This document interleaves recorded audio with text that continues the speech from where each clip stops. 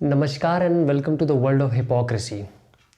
आई guess आप लोग ने समझ नहीं पाए होंगे, मैं बताता हूँ मैं किस बारे में बात कर रहा हूँ। अभी अभी हाल ही में एक शो ख़त्म हुआ है बिग बॉस नाम का, जिसके अंदर कॉमनर्स और सेलिब्रिटीज़ आए थे आधे आधे।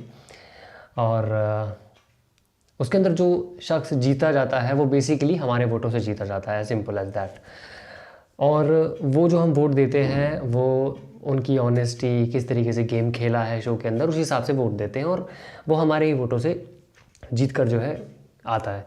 तो अभी रिसेंटली BB10 के अंदर एक कॉमनर जो है गेम जीत कर आता है और वो हम उसको सिर्फ इसलिए जिताते हैं क्योंकि बंदा वो ऑनेस्ट है, अच्छी बातें करता है, कॉमेडी अच्छी कर लेता है, एंटरटेनर है। ये सारी चीज़ें उसके अंदर खास है, इस वजह से हमने उसको ज़्यादा वोट दिया और जिस वजह से वो जीत गया, राइट।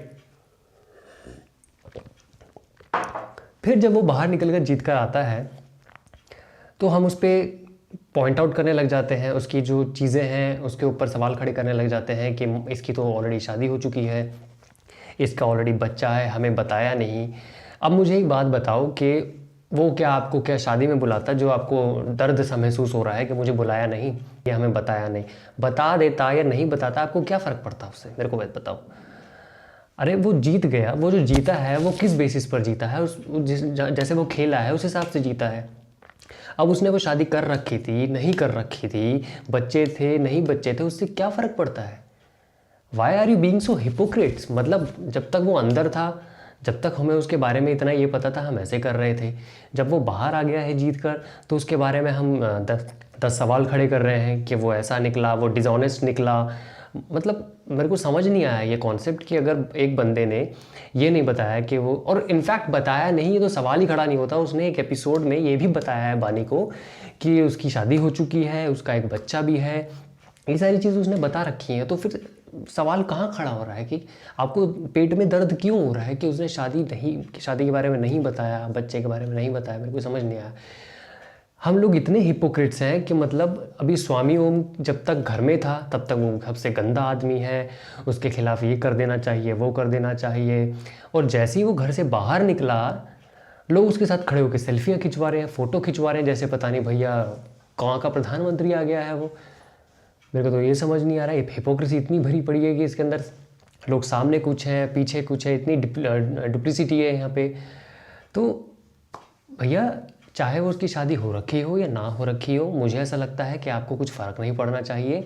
आपने जो उसको वोट दिए हैं वो उसकी काबिलियत पे दिए हैं, उसकी कैपेबिलिटीज़ पे दिए हैं। अब आप उसके अंदर पीछे ये नहीं हट सकते कहकर कि उसने शादी कर रखी है या नहीं कर रखी है। I think this is all bullshit.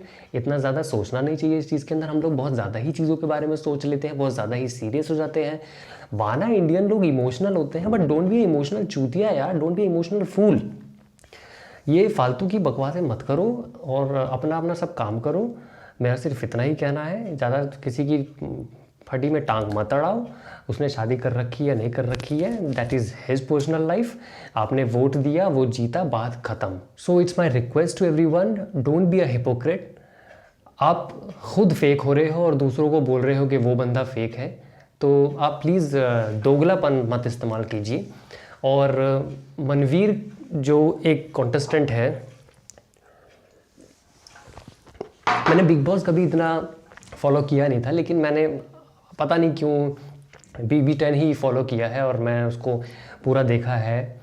तो जहाँ तक मैं मनवीर को समझ पाया हूँ, मनवीर ऑनेस्ट बंदा है जो घर के अंदर था और बिल्कुल रॉ बंदा कहते हैं ना, जिसे रॉ, बिल्कुल रॉ था वो बिल्कुल बंदा।